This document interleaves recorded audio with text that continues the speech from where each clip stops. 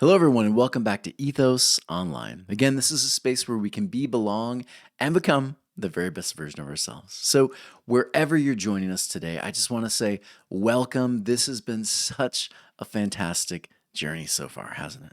We have moved from Genesis chapter 1 all the way through Genesis chapter 34 today. And we're not going to finish 34, we're going to get about halfway through. But man, what a fantastic journey! Right? So many of you have said, I can't believe we're still in the book of Genesis. Yeah, we're still there. And remember, for many Jewish rabbis, anyone studying Torah responsibly, they would take years on this book. And so this is the first time in my life where I've really sat down and I've said, how can I move through with an audience this in its entirety?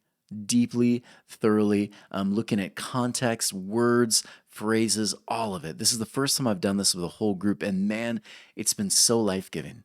I've had so many people respond with, I just can't believe we're halfway through, right? Like we're only halfway through. This has been a lot of fun. And so I just want to say thank you for all of you joining us on all the different channels we have and the podcast and all of it. This has been a really cool journey. And so at Ethos, again, for anyone joining for the first time, maybe, we continue to ask really important questions of the text. We don't just take the text and try to make it into something present day. What we do is we ask, again, who was the original audience? Who was it intended for? Who was it written by? Right? We ask questions like, hey, what's the original language like? Right? What do some of these words actually mean? And then we spend hours and hours reading from all of the different rabbis and different commentators that were, of course, Jewish, right? We'll go all the way up into the Middle Ages sometimes, and we'll look at these different interpretations, and we'll find which ones were like the majority from the people who wrote it. And after we spend time understanding how the Jewish people, the authors of Torah, interpreted this, then we say, how do we apply it to today in like the 21st century that's very different from those time periods? And so this is really difficult work, but I would argue it's some of the best work. And so that's what we do at Ethos every single week. We think it should be discussed. We think the Bible, Torah, is so powerful and really relevant to today. But I think it's more powerful, more relevant when you spend the difficult journey of digging through it responsibly. And so, again, a reminder, the book of Genesis, not a history book, right? It was never intended to be a book of literal dates, times, names. That was never the point, right? The point was in 587 BC, Israel is a tiny tribe. We forget that. Israel would have been a very small tribe. In the grand scheme of things, a very new tribe compared to Egypt and other tribes. And so Israel is this tiny nomadic tribe. And just like all these other tribes there in the Middle East, they are taken by Babylon, one of the largest empires that ever walked the earth. And so Babylon takes them in 587 BC, destroys their temple, brings them into their city, and they say, look, you have to become like us, right? Your gods, our gods must become your gods. Our traditions must become your traditions. You will marry our people, and our people will marry your people, and we will create, again, you will become Babylonian. That's the idea here. And the Jewish community, they said, no. We feel Judaism is beautiful.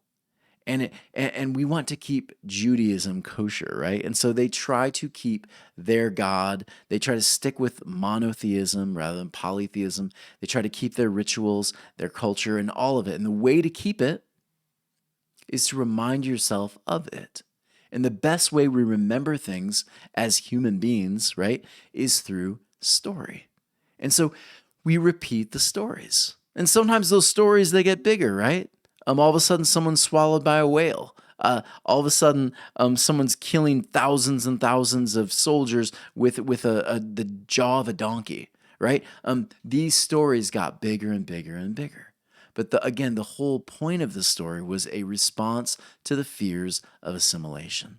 And so whenever a Jewish person picks up Torah, they find themselves in the story. They see themselves in Moses, Abraham, and all the different things that these people go through, right? They see themselves in the story. And conversely, they also see their enemies in the story. right? They'll find they might be talking about a certain tribe, but really they're talking about Babylon, right? They will metaphorically wind up in the story over and over again because the point of it was, how do we hold on to what it means to be a Jew? And so that's the point. And so today we'll read chapter 34, 1 through 12. So, reminder, last week we had this beautiful story, again, one of my favorite stories in Genesis. Esau and Jacob, they finally have a restoration moment. The brother comes home, right? The prodigal, he comes home and he's embraced by the brother, and there's this restorative, beautiful moment, right? There's forgiveness, and Esau sees the family he didn't even know he had, right? They come together at the table. They choose to journey together for a time. It's so good. But here's the thing about the Bible. Because this is a story to remind them of assimilation and their response to it, there's always a bam, a shift, right? It's not literal history being told, because if it was, we'd hear all about how Jacob and Esau figured things out, moved through, they had kids and all of this. But no, that's not the point. That's not the reason of the telling. And so what we have is a story that pops in next is it's kind of a gross one.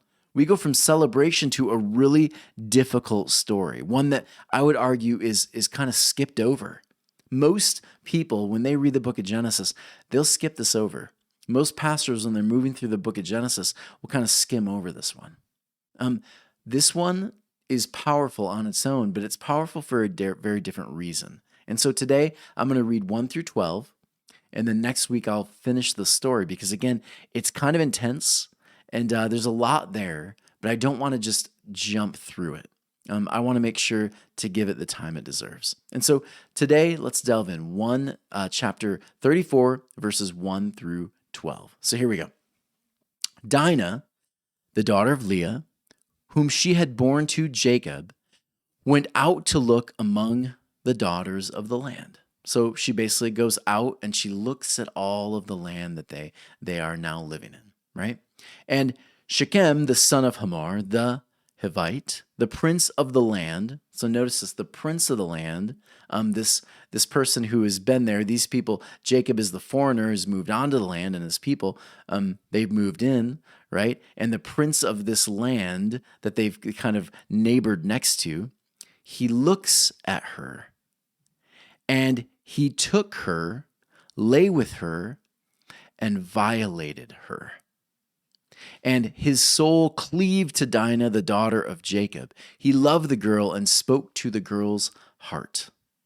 And Shechem spoke to his father Hamor, saying, "Take this girl for me as a wife." Jacob had heard that he had defiled his daughter Dinah, but his sons were with his livestock in the field, and Jacob kept silent until they came home. And Hamor, the son of Shechem, went to Jacob to speak with him. The father of Shechem. Verse 7, and Jacob's sons had come from the field when they heard, and the men were grieved, and they burned fiercely because he had committed a scandalous act in Israel, to lie with the daughter of Jacob, and such ought not to be done. And Hamor spoke with him, saying, "My son Shechem, his soul has a liking for your daughter. Please give her for a wife, and intermarry with us. You shall give us your daughters, and you shall take our daughters for yourselves. And you shall dwell with us, and the land shall be before you. Remain, do business there, and settle there." And Shechem said to her father and to her brothers, "May I find favor in your eyes. Whatever you tell me, I will give." So the father's still saying, look, whatever you want, I'm going to give you, right? Impose upon me a large marriage settlement and gifts, and I'll give him as much as you ask of me. But give me the girl for a wife. So again, the father's saying, look, I'll give you anything, right? I'll take your daughter, you take my daughters, right? Let's figure this out. We will intermarry. I'll give you, my son really wants your daughter, right? And that's where verse 12 ends. And so it is an odd story, isn't it? Dinah is essentially kidnapped, right? And raped by this man. And Jacob's sons, they're going to respond with cunning. They're going to do some things, but this whole thing is really intense, right? She's minding her own business. She is kidnapped. It's a horrific story. This is not a story that you would see on the felt board in a children's Sunday or Sabbath school, is it? Yeah, this is the one that's glossed over. And so the question, of course, when I read of rabbis and their response to this story, the question almost always is, verses 1 through 12, is who is the victim? Who's the victim? Dinah? Jacob? The family? Who's the victim? So a modern reading almost always has Dinah is the main victim, right? And let's be honest, like that makes perfect sense, right? We understand today the abuse and evils of rape. It's disgusting, right? The terrible effects that it has on its victims.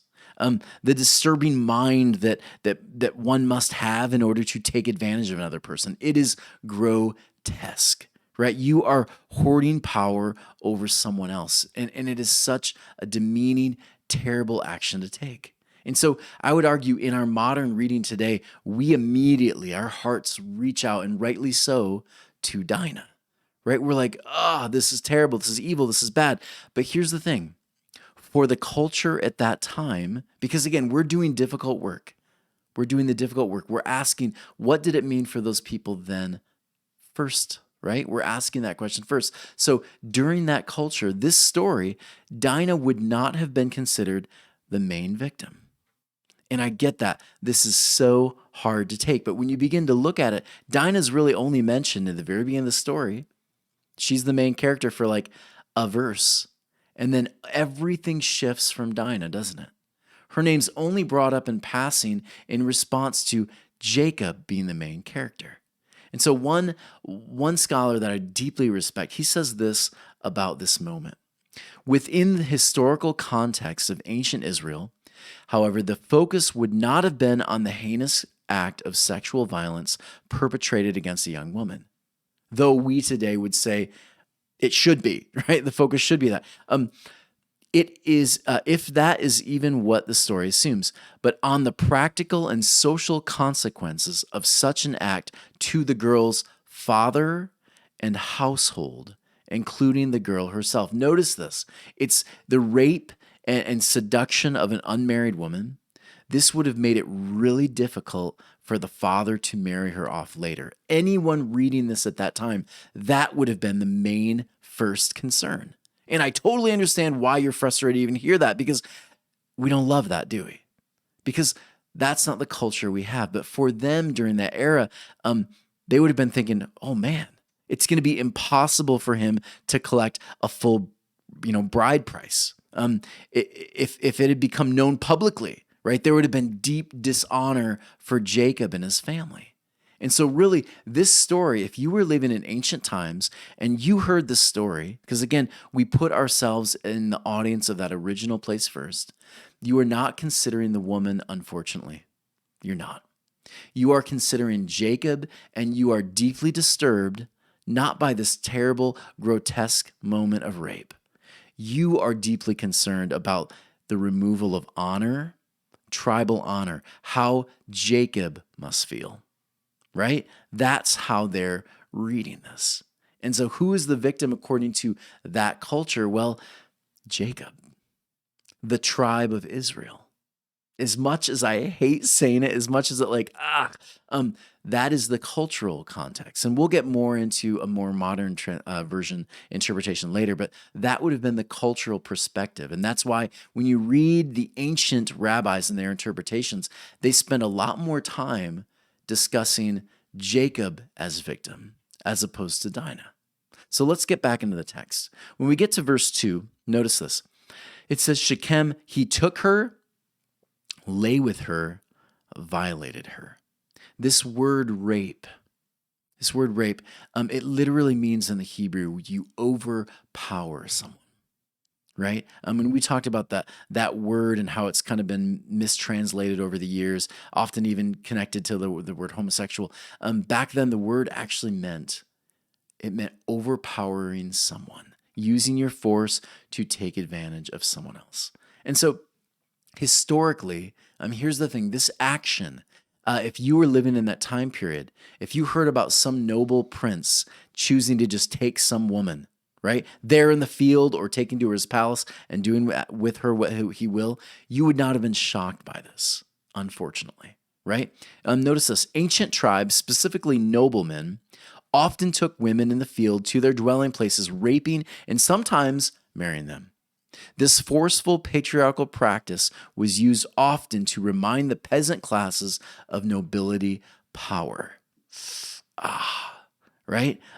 We see this historically over and over again. Whether you're in Ireland, England, whether you're in Middle East, whether you're in the Far East, you see this practice, unfortunately, over and over again with beastly empires. And so this action would not have been nearly as appalling to us as it were to like the tribal people back then. They would have been appalled not because this woman is being taken advantage, but because they're reminded that they're peasants, they're lower class. That would have been the frustrating thing. And so Jacob, understand this, Jacob is feeling offended. He is slighted, right? He's feeling disrespected. His people have just been told, you are peasants, right? We, the larger empire, which really, when you look into who these people were, they're really Canaanites, right? This is the story of Canaan. But the idea here is these people, this larger empire, is taking advantage of us again, right? And there you begin to see the story. It makes sense to us. Shechem offends Jacob and his people by claiming higher nobility over Jacob. So this is the story of a disrespecting slight, right? And so understand this. When you get to verse 4, take this girl for me as a wife. We have all of these phrases of power and domination. And so it's really all about this insolent movement from large beastly empire. We take what we want, right? Whether it's the Canaanites, the Egyptians, the Babylonians, the Romans, whoever it is, beastly empire will always just take forcibly. And so these Canaanites, right? Later will be known as Canaanites. They take what they want, right? And this is why they are enemies of Israel. Israel says that's not the way to live in the world, right? We have been hurt by beastly empire over and over again. And so Israel, again, sees themselves as Jacob, right? They see themselves in Jacob. They're being abused. They're being taken advantage of again and again. And so the Canaanites, the larger empire, they're seeing that through the eyes of this son, this noble son. So again, it is the repeated story of beastly empire and Israel's response. That's how a Jewish person reads this section. Interesting, right? Verse 5. Notice this. After this all takes place, Jacob becomes aware of the slight. He becomes aware of his daughter being taken advantage of, right? Kidnapped, forcibly raped. They still have her, right? And we forget that in the story. They still have his daughter. She's still there, right? The king doesn't bring the daughter there and say, hey, let's talk about this, the three of us. No, the daughter's still in this son's possession, right? Still kidnapped. Jacob's response, notice this. Jacob kept silent. Jacob kept silent. The cultural undertaking of this was, again, wait until the tribe is ready, but it hits me. I understand like the cultural perspective, wait till he's ready. I also understand there's a connection here of David and his son Amnon, right? When he takes advantage of his sister, David sits quietly, doesn't do anything. Appalling, right? But there's something really deeply here for me when I think of our present culture. When I think of this injustice, when we see injustice today in our culture, what should our response be? Right? I see people when there's injustice, if it doesn't fit their political persuasion, they'll sit quietly, right? Certain news networks will raise one story over another, right? Depending on whatever political push they want to give. We see that in religious people. We see that in whatever the case is, whatever the bias is. How should any injustice, no matter what it is, how should we respond? I love this quote, whether you like Julian Assange or not. I really liked this quote when I first heard it, and I thought, I want to keep that with me. And again, wherever you are politically, religiously, wherever you are with him, doesn't really matter. Look at the quote. It's a brilliant quote. He says this: every time we witness an injustice and do not act, we train our character to be passive in its presence and thereby eventually lose all ability to defend ourselves and those we love. Right? And we lose the ability, first off, to understand that it's even bad in the first place. And then we lose the ability to stand up for those people who the injustice is happening to. Right? There is so much deep injustice in the world, but it's interesting. Do we choose to sit like Jacob and David?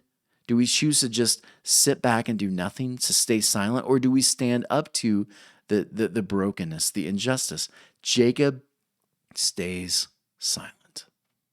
Jacob stays silent. And the question, of course, to Israel is, when you see injustice, Israel, do you stand at a distance? Or do you choose to run to the line and say, no, like we draw the line here.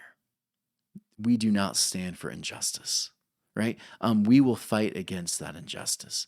And so Jacob, unfortunately, stays silent. We'll get more into that in a minute. But notice this. He stays silent. Verse 7, Jacob's sons, however, notice this. They were grieved and they burned fiercely. Right? Sometimes it's okay to be angry. Sometimes it's okay to feel outrage. If you hear of things in the world that are deeply grotesque, evil, terrible, unjust, if your heart is not beating a little faster, if you are not getting outrage, sadness, whatever the emotion is, it's not stirring something in you, you are not human anymore. Right? You've just given in to the things around you. You've missed the point. You are not connected to the heart of God, a Jewish person would say, if you're not experiencing some sort of outrage. When I look at pictures like this, there's so much injustice happening in the world, and we could go forever into all these different countries. Even in America, we have some of these terrible things happening. China, over 400 million children murdered. There are fields of female children killed because of their one-child policy that they have. Again, it's terrible. It's unjust. And yet, many of us just are silent, right? We have North Koreans. They are literally starving the majority of their population. It's like Hunger Games. And yet, we don't hear much about it, do we? Starving, killing their people. The Cambodia killing fields, overlooked even today, right? There is so much pain and brokenness. When we see these images, when we hear about them, they should cause you to feel outrage. I think in Christianity, many of us were told it's not okay to be angry. You have to squelch it. But no, I think sometimes the outrage should come out. Right? I think of Jesus so many different moments in his ministry. He sees people being taken advantage of the temple. Right? The priests take advantage of people. And what does Jesus do? He goes into the temple and he starts throwing tables over. Right? Their money's going everywhere. He's kicking out all the animals from the temple. He's saying this has become a mockery. Right? It's become a place not of worship, but of injustice. Taking advantage of people. I think about this moment. Beautiful moment. The Pharisees, they bring this woman. Right? They essentially trick her. They catch her doing this sexual act. Essentially use her for power in order to like trick Jesus into this moral dilemma, right? And the question, of course, they catch her, they bring her to Jesus and they say, look, Levitical law says if we catch her, we can stone her to death. You as the rabbi, you must proclaim this to be true and sentence her now, right? They know Jesus has been speaking about grace and love, specifically toward the Gentiles. And they don't like it. And they think they've caught Jesus in this moment, right? He's going to have to do the unmerciful thing and unravel his own ministry. And I love what Jesus does here. Rather than sitting back, rather than just being silent, letting the thing happen, he does something brilliant. Jesus says, "You who are without sin, cast the first stone," which again is a really brilliant move. It's a brilliant move because he again sees these people attempting to take advantage of the woman, and he's outraged, right? But he uses his rational sense here. On the surface, it might appear like he's doing nothing, but the reality is, look at this. If you look a little closer, you'll understand the law actually condemns these men as well, right? He says, if they are to say they have no sin, if they say they are sinless, spotless, pure, they are considered proud. And according to Jewish Levitical law, any rabbis, any teachers of the law who are proud, considered proud, are also punishable, right? Again, it's a brilliant move. He doesn't stand silent. He steps in, right? He steps in with the woman. He holds the woman. He says, "You're going to be okay. Watch this," right? It's a really brilliant move. Jesus stands against injustice. He's outraged by it. Jacob and his people are about to have their opportunity to stand against it as well. And you're going to see that in verses 13 and on. But the king, again, goes on to ask and demand certain things. And so we'll continue this here. Verse 9, the king says, "Intermarry with us. You shall give us your daughters. You shall take our daughters for yourselves. And you shall dwell with us. And the land shall be yours. Remain, do business here, settle there." Again, notice the point here. A custom many of these tribes would have after like subduing smaller tribes would be to intermarry. And the reason they're intermarrying is not to like create harmony and connection and experience the celebration of diversity. No, that's something we do in our culture, and thank goodness for it. But back then, that was not the purpose of an ancient beastly empire. The whole point of it for them was it's another step toward assimilation. That's the idea here. The bigger story is Israel and their response to beastly empire. Do we assimilate or not? Do we take on their rituals, their gods, their traditions, or do we hold fast to ours? The king is essentially tempting Jacob to take on their tribes, their rituals. You've heard of this before, right? He's basically trying to tempt Jacob. And so verse 12, "Impose upon me a large marriage, settlements, and gifts, and I'll give as much as you ask of me." Right? He's saying, "Jacob, I'll give you everything." Right? I'll give you gifts and money and wives and children and all of these things. Just give us your daughter. Just give us your daughter. Just assimilate. Just participate in this custom that we have. Just participate in take, Jacob. Just participate in this overpowering custom that we have. Become part of the beastly empire, Jacob. Yeah, you're seeing it, aren't you? Jesus in the three temptations, the last one, so brilliant, right? He's taken there on this mountain and he's basically said, "Look, Jesus, you can have everything you want, all of the empire, just worship me." Worship, meaning to align with values and ritual and culture at that point, right? The alignment of, the connection with. Jacob, just align, right? Just take on. And so verse 12 leaves us wondering, doesn't it? Will Jacob and his people accept the gift? Are they going to assimilate to this Canaanite culture? Are they going to lay down their values and ethic to become more like their neighbors, right? Or are they going to hold firm to what it means to be an Israelite? That's the question. If you were to stop reading at verse 12, Jewish readers would say, what happens next? Right? Is Jacob and his people going to buy it or not? Are they going to take the temptation Jesus was given? What are they going to do here? Right? Jesus, when faced with this, right? He doesn't fall to that temptation, does he? He holds fast. And so any Jewish reader reading this right now, they're making the connection, the bigger connection. They are Jacob. They're neighbors, right? This king is Canaanites. It's the Babylonians. It's the Egyptians. What will we do in the face of injustice? And will we begin looking more and more Babylonian, or will we continue holding fast to what it means to be a Hebrew?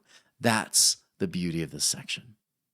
So started wondering, what do I do to take it home? There's so many different lessons here to pick and choose from. The one I was most drawn to, and again, I started asking some friends, where does this take you when you read it? All of us ended up in the same place. How do we respond to injustice? What is the best response? And we're going to get there verses 13 on, but I thought it'd be really interesting now to tackle it together because verses 13 through, they're going to bring up something new for us next week. But I want you to think about this. How do we respond to injustice? One of my favorite verses gives a great answer.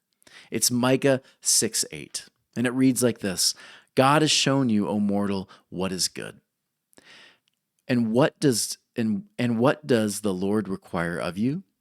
To act justly and to love mercy and to walk humbly with your God. When I look at this verse, I, like many other people, will make the connection. 4 different concepts here. Number 1, notice this. When faced with injustice, notice, act justly. Because it's very easy to turn and become with a beastly response, isn't it? Hey, you're this and this. Well, yeah, you're this and this. I've got a gun. Well, you've got a bazooka. We escalate things. It's so easy to do, but the response I love in Micah here is saying, no. When faced with injustice, choose justice.